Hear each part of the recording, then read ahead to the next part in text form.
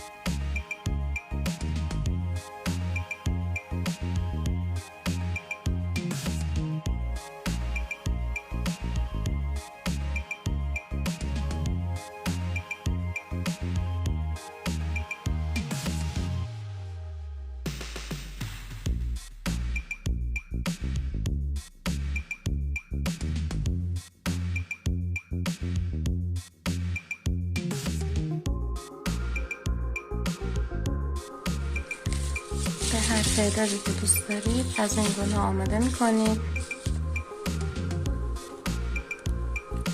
برای درست کردن گلدون ما باید یک بطری رو از وسط نصف کنیم.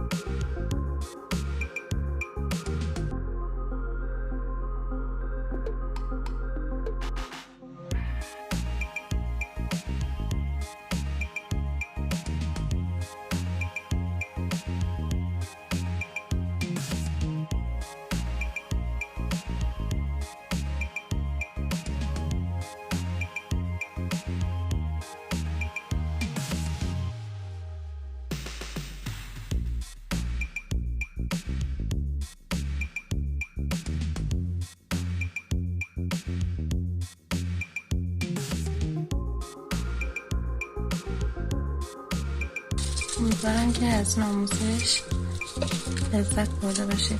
ممنون میشم که ما رو لایک کنید، کانالمون رو دنبال کنید و این ویدیو رو برای دوستانتون به اشتراک بذارید. ممنون از همراهی و نگاهتون. خدا نگهدار.